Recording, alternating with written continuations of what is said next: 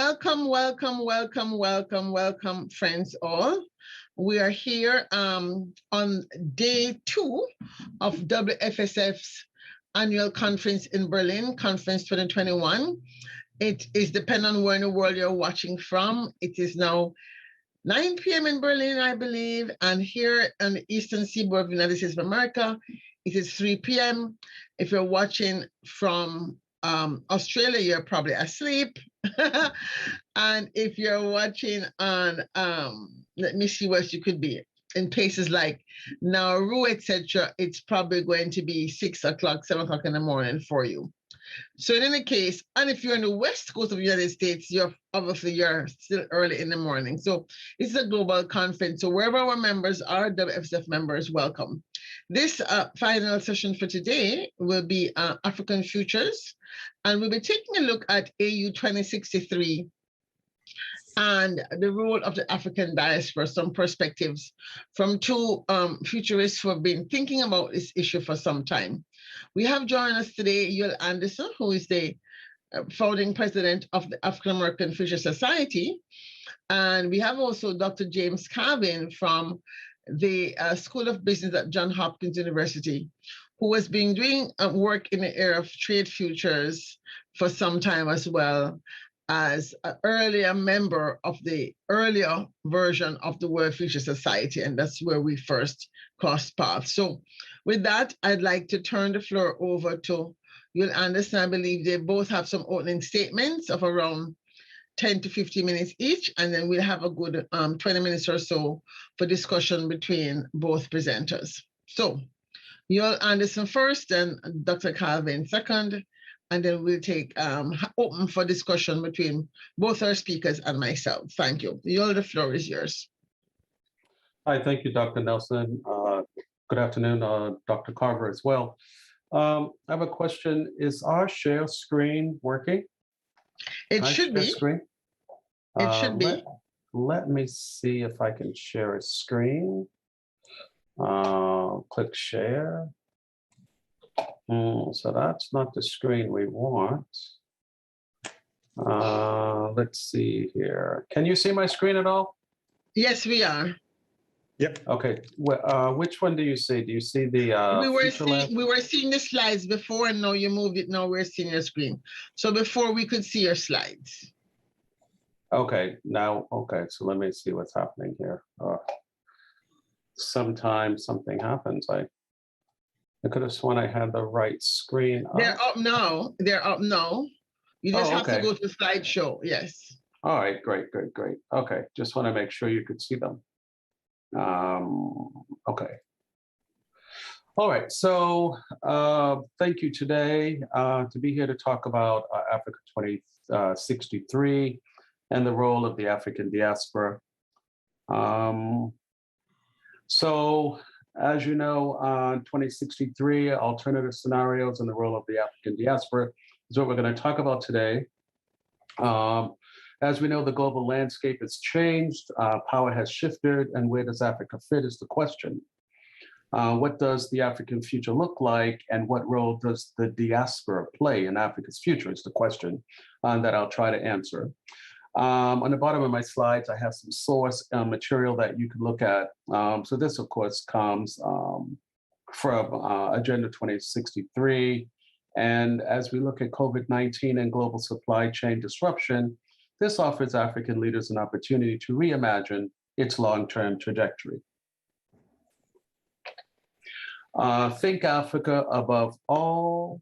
We all know the 7 aspirations of Agenda 2063: prosperous, integrated, based on Pan-Africanism, democratic good governance, peaceful and secure, common heritage, cultures, values, people-driven and inclusive, influential global player is the desired end goal. And this, of course, comes from the African Union website. We also know the Young African Leaders Initiative that was put on by President Obama. It is time to change the narrative and provide some relief to our aged leaders. The average age of the 10 oldest African leaders is 78 and a half, compared to 52 for the world's 10 most developed economies. And we know Africa's median age is approximately under 20, roughly coming in at 19 and a half years. So we know that Africa is a very young country. We know that Africa is in conflict. Africa war ceasefire target for 2063 was 2020. We know that date has been pushed back with the most recent coups that have taken place. And we also know that the African Belt Road is a Chinese entry into Africa. Roughly 1 million Chinese immigrants and counting will be hard to expel. And we know that the Chinese will be influencing Africa's future for a long time to come. We also know that the African Union has a diaspora office. We hope that that this discussion will be part of that narrative. And we know that the diaspora community can increase in Africa's future. One of the things that has been halting on diasporatic interactions with Africa's future has been the cost of air travel. However, lowering air travel will increase the ability of the diaspora to move back and forth to the continent more frequently. We know that the Ghanaian year of return roughly yielded $1.9 billion from the African diaspora. And the next potential target and experiment will be the year of return in the country of Liberia. And it'll be very interesting to see how much revenue is generated from there. So what contributions will the diaspora bring to Africa's future?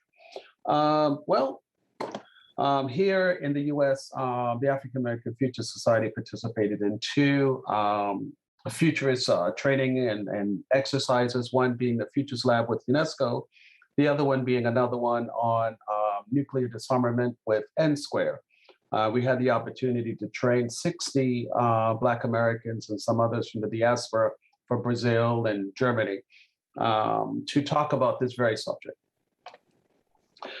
We know that one of the things we look at is the cost of housing. We know that a lot of aspirational futures for the diaspora is to go to Africa, have this wonderful lifestyle.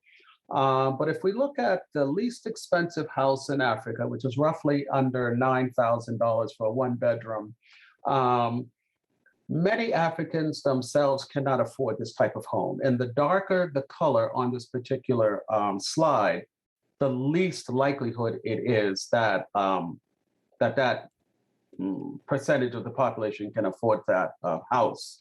So when we look at developing Africa for the future, we might see, and what we looked at in our scenario for an alternative future, is that the COVID supply chain disruption forces Africa to rethink Western architecture and materials. We're looking at new advances in plastics, for example, possibly allows for quicker and less expensive housing, resulting in lower interest rates, which is attractive the world over. And again, the least expensive house in Africa is in Nigeria, and that's coming in roughly at $8,000 US, and that's only a one bedroom apartment, roughly 600 square feet.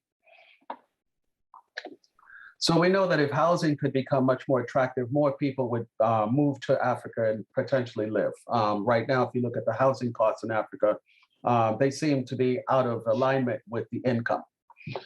One of our studies that we looked at, which I put together, looks at hemispheric migration resulting from global trade, has resulted in Africa becoming the continent of choice due to land availability, purity of air, food, and water. And we hope that Africa will be able to sustain its natural resources for the betterment and good of the planet. Hopefully, Africa will be able to move themselves into the future and be able to be the land of the lost, so to speak, and have this wonderful garden that we all can come to enjoy. We also know that part of our aspirational futures when we conducted our future scenario is the thought that significant numbers of people of African descent have obtained dual citizenship and spend much of the year on the African continent developing their businesses. And we've seen some of this in the year of return for Ghana. We'll be able to see some of this on the Liberian exercise in 2022 when they celebrate their year of return. And there is a new coined term called Blacksit, where Black Americans return to Africa to live out their retirement years. And so in our scenario, we saw Blacks celebrating its 5 years anniversary as the embedded constitutional inequity in the US prompts Black Americans, as well as others from the diaspora, with financial means to flee to Nigeria, places like Nigeria, Ghana, and South Africa. I would include also Kenya in here, and of course, any country where one can find themselves to be able to sustain their future existence. And this is what we came up with out of our Futures lab with UNESCO back in November. We also came up with our scenario in our Futures exercise, the possibility that China can lift 130 million Africans out of poverty. This is a possibility because, as you know, because of the one-child rule in China, there's approximately 35 million more Chinese men than there are available Chinese women. As a result of that, we also know that a lot of these Chinese men end up in security protection firms, basically guarding some of the Chinese African investment. We also know because of COVID-19, there were many more Africans in China than we possibly realized, as well as Chinese-African relations. So the proximity here, this is again, just a future scenario, is that potentially these Chinese men could go to Africa, marry the African woman, and then because of fertility rates, there's a potential that 130 Africans would be entering the middle class. And then as a result of the Chinese-African relationships and Chinese becoming citizens, increasing numbers of Chinese run for parliamentary positions, including presidents of African countries. And we saw this most recently in South Africa and as well as in Gabon, where a Chinese African ran for president. So there's a high likelihood that more Chinese Africans will be running for parliamentary positions as they acquire land and citizenship.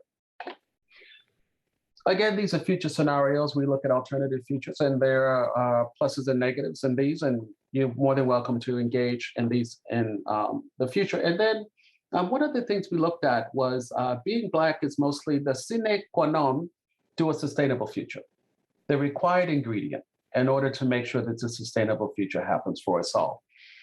By reimagining new narratives to inform alternative futures that include the elements of remembrance, reverence, and resurrection, we can offer the world a demonstration of hope in motion. This is also comes out of Dr. Ramphala's work at the Club of Rome. There's a wonderful African contingent at the Club of Rome that looks at the future. If you haven't seen it before, I welcome you all to look at it. But Dr. Ramphala is basically looking at a Pan-Africanist future vision where Blacks and the diaspora are the center. So that's kind of the quick and dirty of what we've been looking at. You can also go to N Square and Google that, or look at the UNESCO Futures Literacy Lab.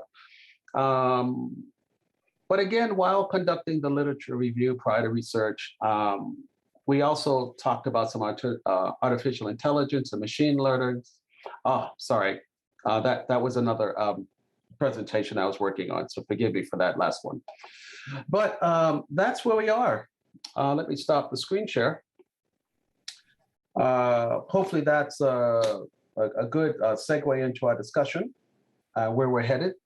But at the end of the day, we do know that most of our futurist thinking, there are many, many African-based futures exercises having taken place. And many of them all have their own alternatives. But the one, I think, main one, which is what came out of the Club of Rome, is just to make sure that that Africans are at the center of the future. Thank you.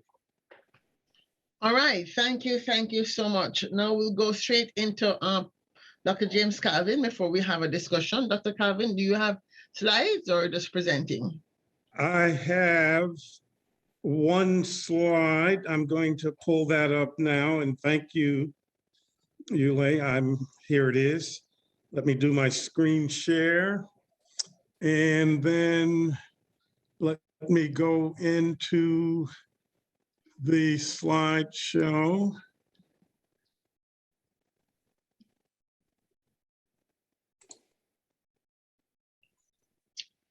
I don't think that's there. Do you see it? No. Yes, yes, we are seeing it. Yes, thank you. You're welcome. Okay. Good afternoon, colleagues, and I very much enjoyed listening. Is it Yule or Yule? No, it's Yule. Yule, Like thank Yule you. Brynner, yes. I hear you. Thank you.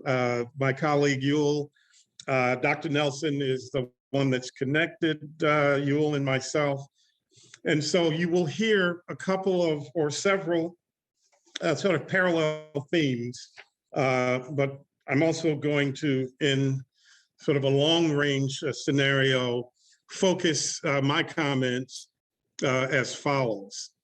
The first is forecasting diaspora potential to the year 2063, and collectively the emerging ecosystem of, or in which community, government, and governance, indigenous development, and new global pathways continue to both contract and expand depending on, real-time conditions.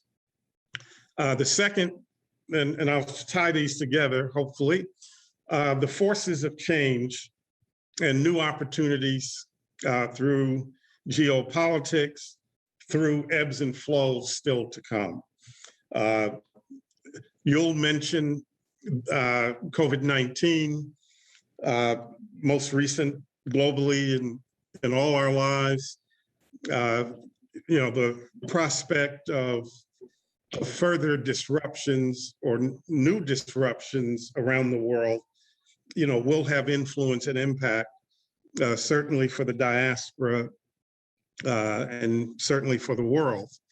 And then the third piece, which has been a significant amount of my work collaboratively with futurists, with scholars, with practitioners, certainly across the diaspora, the African continent, but the diaspora also certainly in North America, the Caribbean, South America, all the way to Fiji and other parts of the world. So there's this exchange, strengthening and exchange of new linkages between African universities, US and Canada, European, and other universities, and I'll mention Australia, New Zealand, Fiji, other parts of the world. And so these inflows recognize not only African ideation, but also more knowledge and skill creation.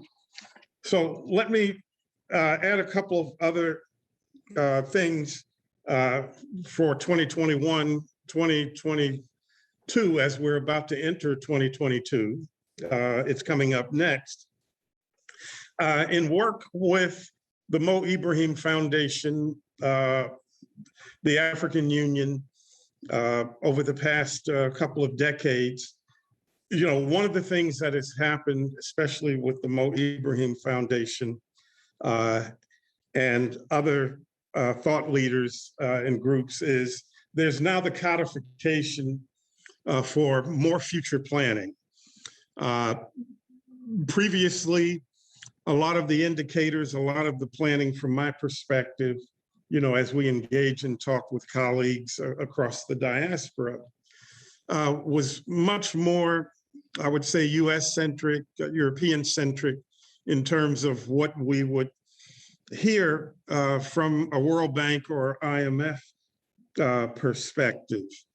The data capacity and the ability to take data from across the continent and across the diaspora means that there can be other views, other ideas about what growth is, what expansion is, what development is.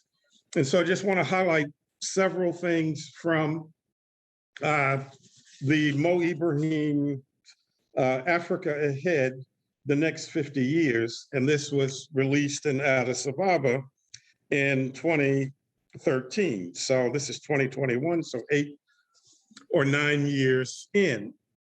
And so of the more than 120 executive elections held over the continent, across the continent since 2000, 1/3 have led to a transfer of power. And I think of Yule's point in, or what I was listening, and I think I heard that leadership succession, the advancement of younger leaders, will that be possible? Having worked with the young African leaders during the Obama years, and then it carried forward through the Bush years, and being a part of several groups, more recently Constituency for Africa, where we have a working paper dialogue and conversation with the current Biden administration. It'll be interesting to see, what the U.S. Wants to contribute to the ongoing development. You'll also, I think, in terms of the scenarios that he laid out, pointed to some real critical and key factors, because I'd like to say, and I will go ahead and say it, that future development and growth expansion across the continent more and more is going to be driven by the diaspora, and as the diaspora connects more forcefully and more purposefully from within, so that there is this ethos, to use that term of ethos. The second item that I want to mention is, given health challenges the past 2 years with the Africa CDC, Centers for Disease Control, working with Dr. John Nkingasong and the leadership there, clearly some of the investments in terms of capacity are beginning to be addressed. Those capacity needs will be further addressed in terms of, again, continent and diaspora driven development, especially in terms of healthcare. And I think that is a very important piece in terms of looking towards the future. Given the amount of arable land and population, roughly half of the continent's 1.1 billion population lives in only 7 countries. Hello? Okay, I thought I heard someone saying something, so I do hear someone coming in. I apologize. So there is the opportunity, in terms of population growth, how will that be sustained? And one of the things that is taking place is the development of much more capacity in the diaspora to do the not only data collection and data analysis, but also being able to take that data and information and act on it. The fifth thing that I would want to say, and I'll be closing out soon, is 2 weeks ago, we had a Diaspora Day event, and we're going to have several Diaspora Day events. This first one was Nigeria. The next one coming up will be Ethiopia, followed by Kenya and other countries on the continent. We also, several months ago, connected globally with the Rastafari global community. And this question in terms of diaspora, what do the future, or what are the possibilities of future diaspora connecting for economic purposes, for education purposes, for development, community, and a more robust ecosystem, those possibilities become much more clear. I do want to close on just these two thoughts so that we can get into a larger conversation. Again, I think it's the forces of change and the new opportunities. It is the ebbs and the flows still to come. At some point, we will have a new normal in the world. You'll mention being able to travel, which so much of global commerce is built around in terms of development, being cities focused. I think many may be aware that Ouagadougou is the fastest growing city in the world. It has been for some time. It will continue to expand its growth. So will Lagos. So will several other large population centers across the continent in terms of point to point and being able to connect with the larger diaspora. 2063 is some time away, and referring to Africa economies, the fastest growing African economies in 2022 and forecast for 2023, Dr. Nelson mentioned the Seychelles. That growth rate, at least for 2022, is almost 8%, followed by Rwanda, Mauritius, Niger, and Benin. And in fact, the growth rate for 52 of the African Continental Free Trade Area countries is projected to be strong and robust. But we also must keep in mind that projections aren't necessarily always realistic. There are things that happen that impact systems, that impact what a diaspora view and diasporic realities can become and be. Lastly, Africa remittances are almost equal to foreign direct investment.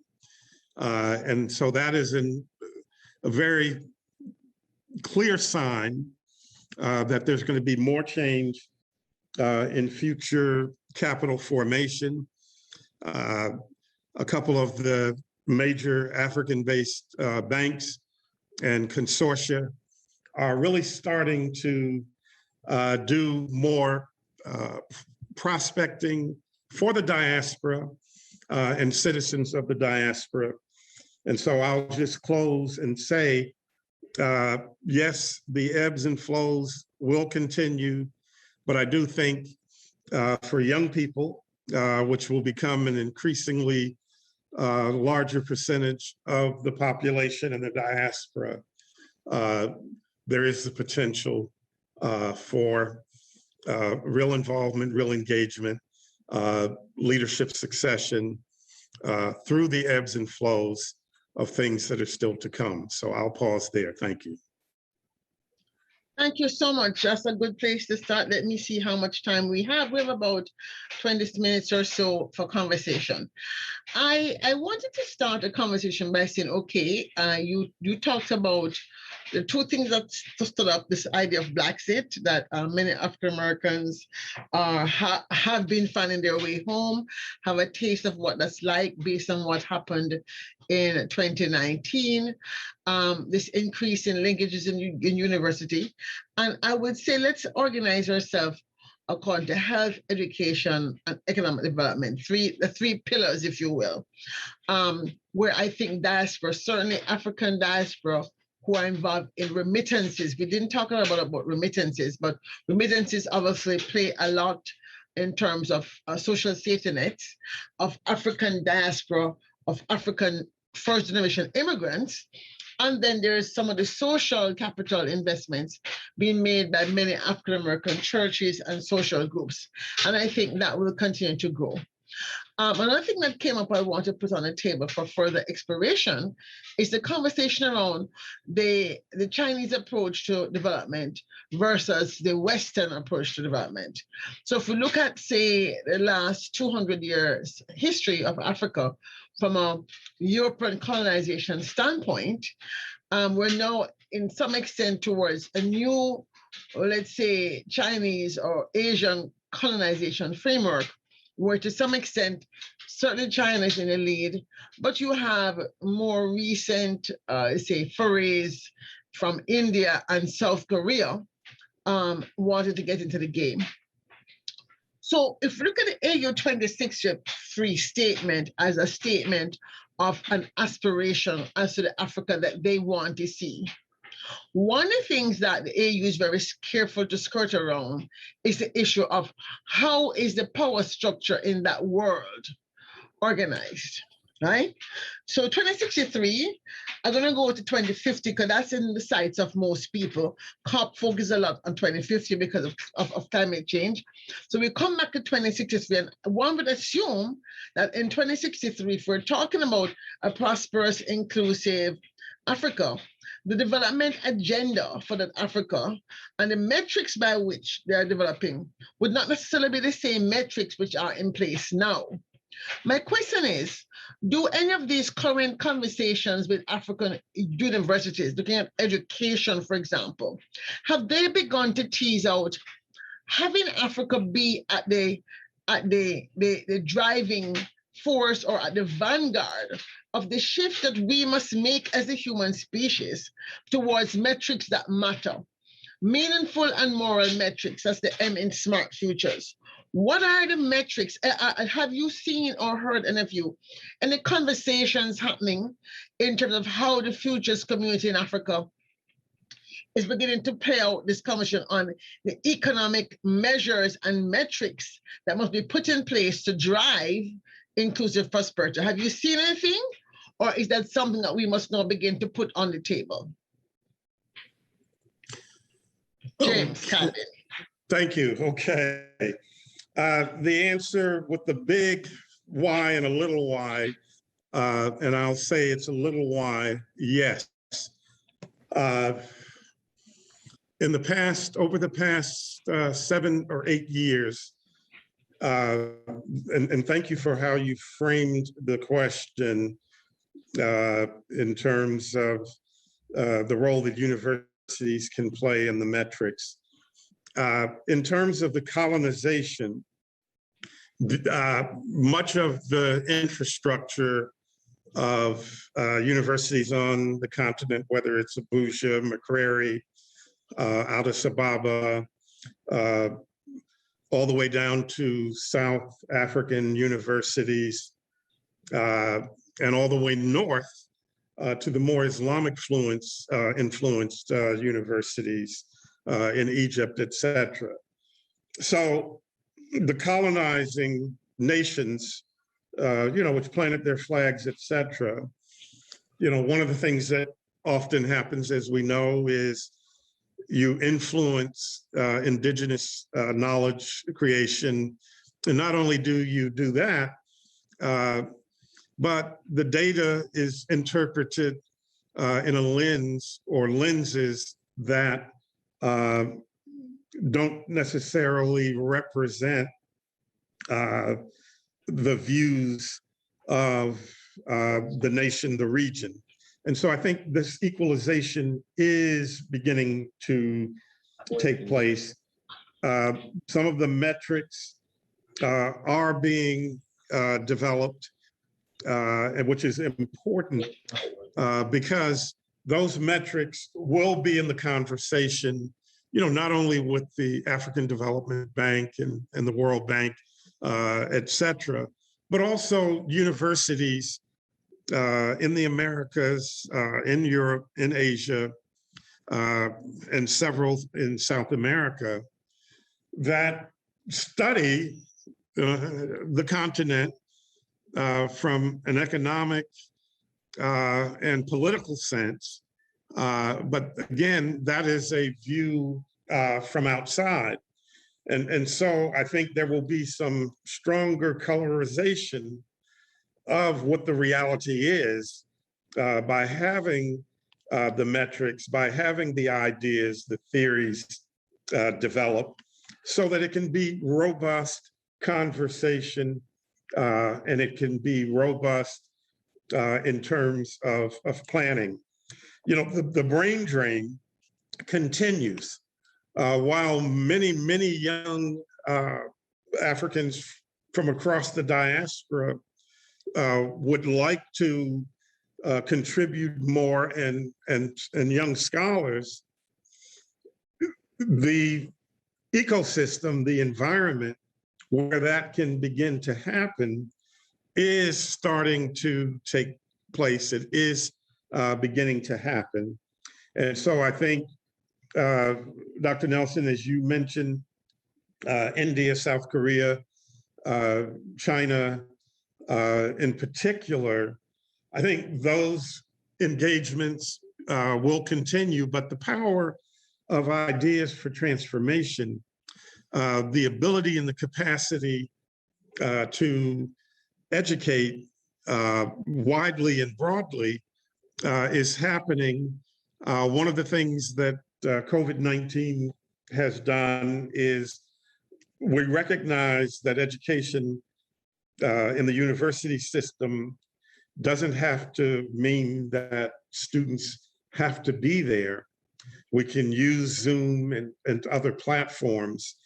And a lot of it is the myth that there's not enough broadband capacity, ways in which to have access, and that investment and infrastructure is really being built. So we're going to see more metrics. We're going to see more ideas, not only about the diaspora, but ideas that need to be considered as we think about strategies for the larger world in which Africa is a part of. Hi So there. we're talking about metrics. We're talking about metrics. I'm not sure, Yul, if you're there, could you please, so we know you're there, because I'm not seeing your face. I'm not sure if you're. Yes, I'm here, but I think my video stopped. I think my video has. Okay, thank you. Yeah. Thank you. Yeah. Yeah, right. So I'd like to have your take on this metric question, because as you well know, the issue of GDP, the long dead metric, is still governing things.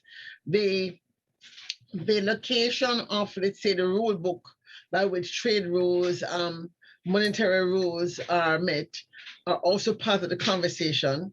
And what is interesting to me, especially as the Caribbean countries, as well as African Americans, talk to, well, the Caribbean countries are talking to the Europeans about reparations.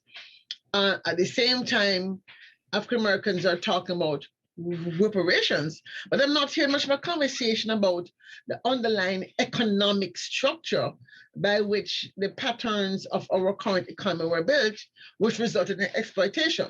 So if we're moving towards AI and robotics and, let's say, human elevation to higher powered work, what are your thoughts about this question of metrics? I think it's a very central point for us to begin to really put on the table if we're talking about achieving the global sustainable development goals by 2030, which we know we won't, but let's say by 2050, right?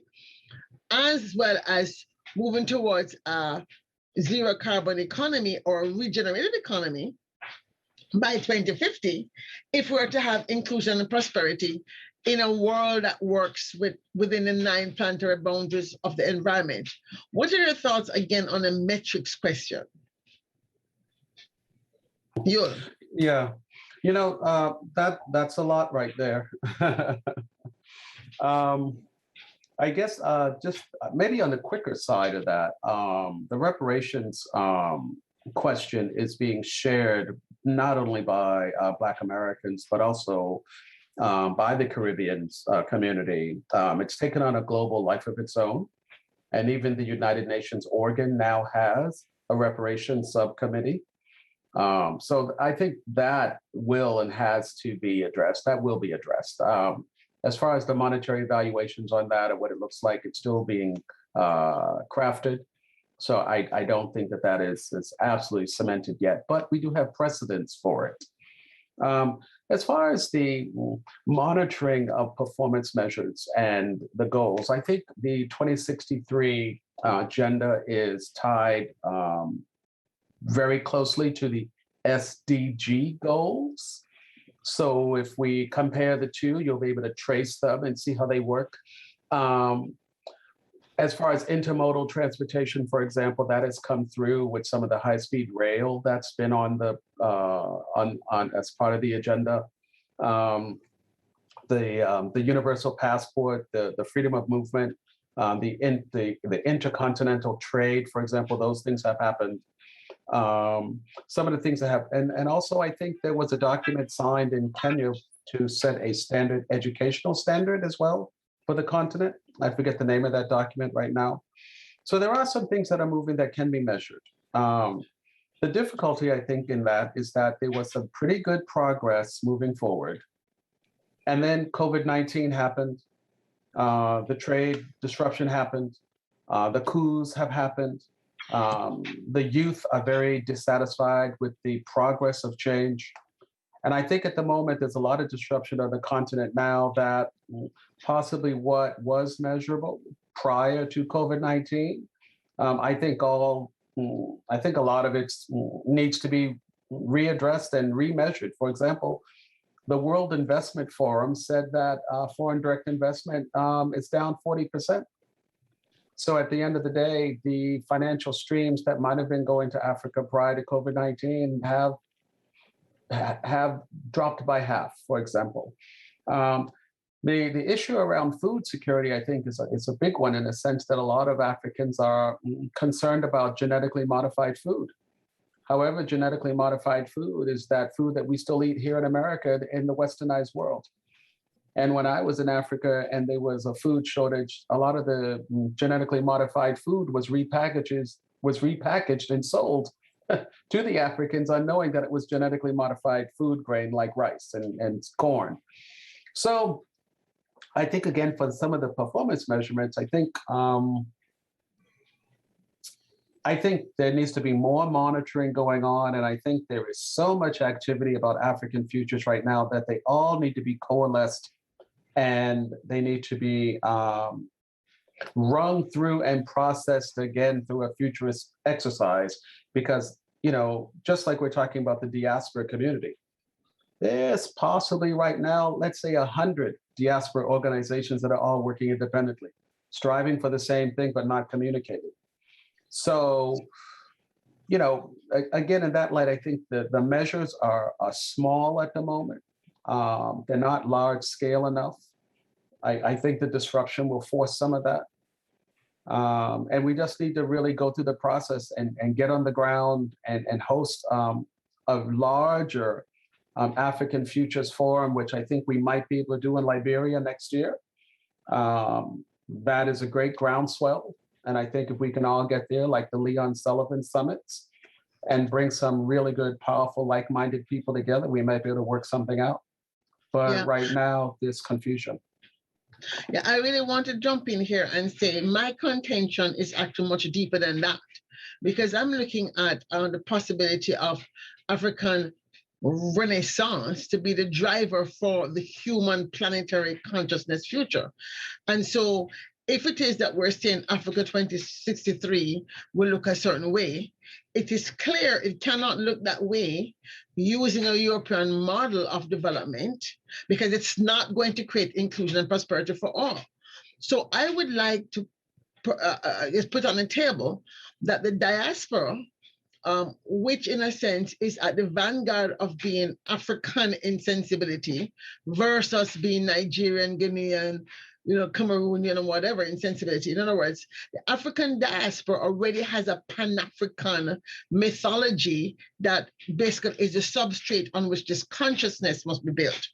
So if we're talking about, and I'm going to take a sidestep. In the film 2012, where there was a big arc and people were like being destroyed because the world was on access.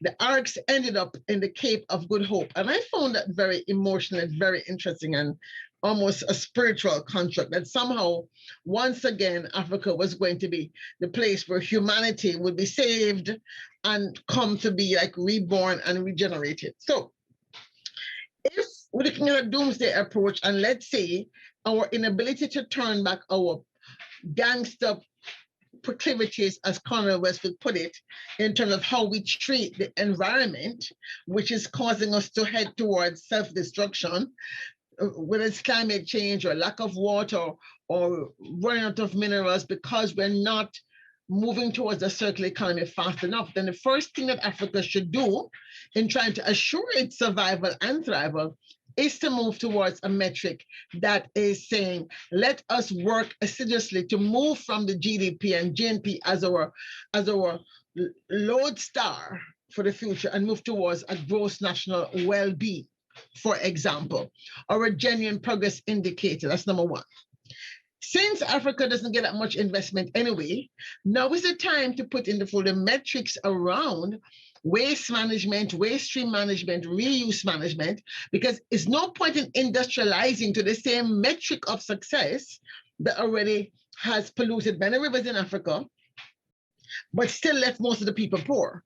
So if there's going to be investment for this from China or India or South Korea or Europe or wherever, it is for the futures community in Africa to imbue in the young futurists, the young African futurists, these ideas about regenerative economy and ensure that the university exchanges that are being contemplated right now between US universities or European universities or Indian universities, wherever we find ourselves, are putting together those things on the table for discussion, whether it be through forms of entertainment, it could be a game, it could be a movie. I really don't care by which way matter, but those metric ideas have to be put on the table. Otherwise, I don't see this as being a flourishing future by 2030. I see it as very much a dead future. In other words, we'll be heading towards more of what we have now, which is an unequal Africa, where you have a few billionaires in Africa doing quite well, and I don't have to call their names, you all know who they are, and the majority of people not even being able to afford a house that's $9,000. So if the African diaspora right now, because of COVID, have been struggling to get their feet on the ground in terms of healthcare access, the African diaspora organizations in the US have designed telehealth systems which can provide pharmacy in a box, clinic in a box, because as you know, all these doctors and nurses are here anyway and in England, and they're saying, we wish we could get some support from governments, the World Bank, the UN, the PAHO, and it's like, there seems to be, to me, a deliberate lack of a gaze by the powers that be, again, the World Health Organizations, including the diaspora in their conversations. My question is, having said all of that, how do we, or can we use the futures conversations and universities in particular who have signed on to the SDGs already and are involved in all these partnerships, and the Goal 17 and Goal 16, which is peace and justice and partnerships, to really, as well as Goal SDG 10 on inequality, to force the conversation on these metrics that have to matter, the meaningful metrics that Smart Futures talk about, the moral metrics that Smart Futures talk about, to ensure that the companies that are doing business in Africa are put back on a watch list. Can the diaspora create these AI-enabled systems, if you will, to create these watch lists that can really call out companies that are investing in Africa, but doing so with the same peril that they did 20, 30, 40 years ago? What is the role of the diaspora if we're talking about being part of the solutioneering of Africa towards achieving Africa 2063? What other roles must the African diaspora see itself in besides the telehealth of people's health? Can we have a telehealth, let's say, of the social health, the public good health? Is this possible? Or is it just something that I'm just like in my own dreams, dreaming about, but it's not possible? Or am I being totally foolish to think that the diaspora can have that much impact on the change-making process that has to happen now? James? Thank you, Yul. I'll just offer a couple of thoughts. I know we're coming to our closure today. Three things come to mind, Claire. I don't think we want to see a continuation necessarily of the world that we saw in Adam Smith. Next week, the G20 gets together in Glasgow, and so there's that piece. I think that it is time for a new economy, and for a new economy to emerge. That new economy needs to have vision. It needs to, have an opportunity just for that. People in the diaspora and in many places of the world, they want change.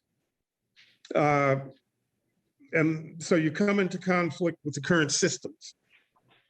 And while I think universities will have a role to play, and futurists in universities will have a role to play. When you mentioned Hollywood, you ought to know the first vision that came to mind is, when I think about Black Panther and Wakanda, that's how we save the world, right? And so, again, I think it's these ebbs and flows, right? And part of it then is, yes, the SDGs to 2030, we know what came before the SDGs to 2030. It was the MDGs, the Millennium Development Goals, right? And so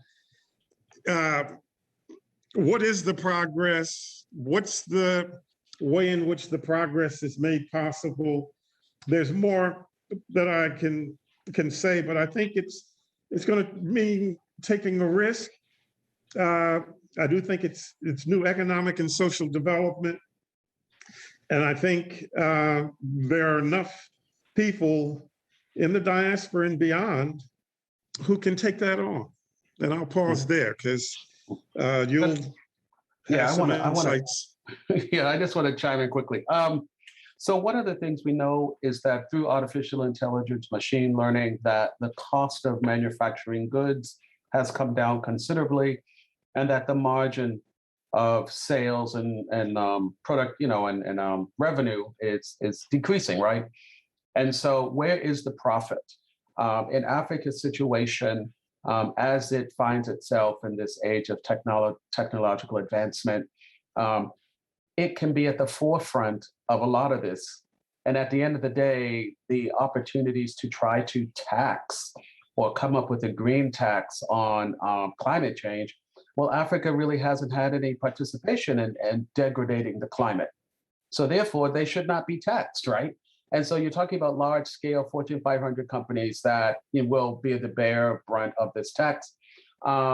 We also need to reevaluate what success and successful cities look like. Does Africa need a 200-floor tower to be successful, for example, to be the beacon of success? Does it have to look like Hong Kong or Japan or New York City to feel successful? I don't think so. I think Nigeria's move to do land reclamation and build out a new city outside of Lagos it's just that same type of context. Who's trying to keep up with who? Are we trying to keep up with Dubai, for example, or the Chinese reclamation programs to try to expand our borders? I think decolonizing our Western way of thinking, and many of us in the diaspora are very well Westernly colonized. And so the minute we open our mouths, it's a Western thought that's coming out. And we really, really, really have to work hard to not only not impose our Western ideas and ideology on Africa, as we are pretty, achieved and we're very well educated in the West, but as we have this romanticism to return to Africa through this Blexit model, We need to incorporate, I think what you were saying, Claire, was the African ideology, spirituality, and what we're trying to do to advance this planet to the future. And I think the planet itself has found itself maybe lacking in some of that spiritualness to take care of our brothers and our sisters in a sustainable way. And our ignorance has allowed this terrible wealth gap, this terrible COVID-19 pandemic to rage amongst the poor and the marginalized, to the point that we can eat filet mignon and foie gras and see the homeless and the dying right on the side of the road as we continue to eat and drink wine. It's a terrible state we're in, and it's going to take a huge heavy lift to reverse it. Thank you. Annette, a comment or a question? I see your hand up. Yes, thank you, Annette Gardner. I am a returned Peace Corps volunteer. I did my teach. I was a high school biology teacher in Benin, West Africa, in the early 1980s, and I would like to know if maybe the diaspora would include myself and my many generations of friends and colleagues who did a very intense lived experience in many times in rural communities, and and that we could be part of a network of people who are committed. I mean, I have this Facebook page of all the Benin Peace Corps volunteers where we're all very involved around the food, the changes, the music. I mean, and it's also the basically shift in power, the political dynamics. But Peace Corps in the U.S. has really done a lot to help change people's mindsets and see themselves in a much bigger world than the U.S. So there's that question about the diaspora. The second comment is, I actually think the WHO Healthy Cities initiative, which really, I think it starts in the 1980s and takes hold through the 1990s and beyond in terms of metrics, but also answering this question about how does a city or a place have self-determination so that it is not trying to keep up with other cities or economies, so that it's an empowering process. It's a co-creation of a future, a shared future. And, that probably, I'm guessing, because it's been a while, the WHO Healthy Networks metrics probably get rolled into the SDGs. I mean, many times they typically are in the public health sector, but they've been branching out into what's called health in all policy. So how do you get transportation to talk to waste, to talk to schools, to talk to transportation, how do you, so anyway, those two, I guess, comments. And because I think that maybe Peace Corps volunteers are right there with you. Thank you. Yeah. Let me just talk about what we mean when we say African diaspora. We literally mean when the AU was reorganized, I think maybe almost 15, 20 years ago, they organized the regions of Africa. They created a sixth region of Africa to take into account the African immigrants who had migrated in the last 40 to 50 years, as well as the descendants of the formerly enslaved Africans. It's a very specific term we use to mean African diaspora. And it is that conversation which began, I think, in the 1990s, which included, for example, a group of tribal leaders from Ghana coming over to America to sort of do some ancestral cleansing of whatever roles they had played in the transatlantic slave trade. And some of those wounds are still yet to be healed. And so as you see Blacksit happening, and this, I'm running over into Rick's time, I'm gonna end here.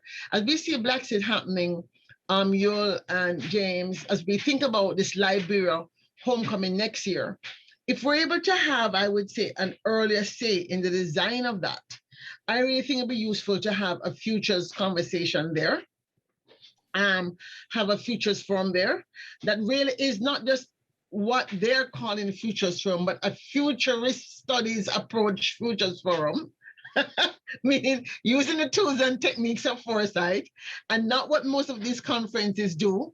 What they do is they say, oh, we're talking about the future of whatever, and they just basically talk about the same thing they always talk about, but they don't do what we who are professional futurists do when we say we're having a conversation about the future.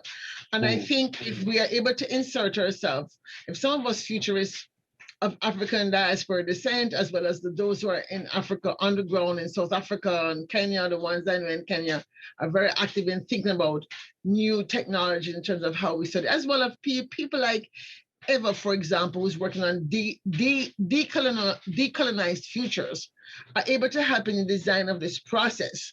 We might perhaps accelerate this conversation about metrics that matter in terms of the AU 2063, and to help them really flesh out a much more practical and realistic and livable pathway to what an inclusion will look like when we have a different climate, when we have different kinds of food, when we hopefully would have ceased the extinction of certain species, when we would have seized the further biodiversity decline. All those things have to be part of the conversation. And so I think our challenge as futurists working on African futures issues is to see if we can't bring that whole systems framework more assertively to the table as AU 2063 begins to kind of wake up from the slumbering pose on the paper where it's written to where it needs to go into motion in order to become a reality. So I want to thank you, James, and thank you all for participating. Thank you, Annette, for rejoining us. And I'm going to pause and give us a time to breathe so that we can bring Rick on. Sorry, Yes. Can I just say, Annette, the answer is yes. You can be part of Africa's future. I just want to let you know. Yes, I feel very but that's as an ally, not as an African diaspora. As an ally, that's right. That's exactly correct. Yes, that's right. Yeah. And then of course, if you marry an African man, well, by God, now you're a citizen. You know?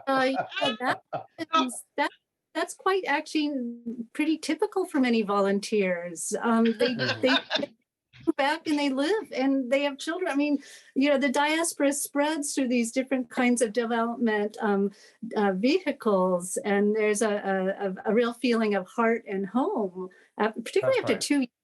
But thank you. I feel honored and very privileged. Thank you. If you're married to an African and live in Africa, that's a different conversation.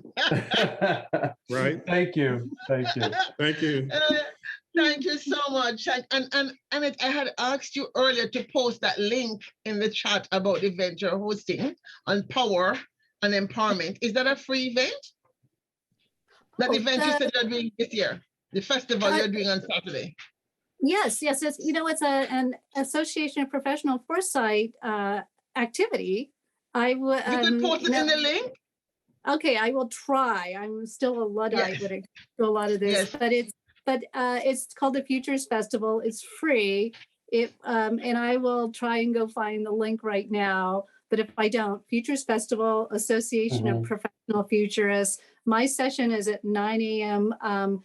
PST, California time, 9 hours different than Berlin time. So let me see if I can do this. I'll at least write the name in so it can be Googled, but I'll do that right now. Thank you so much.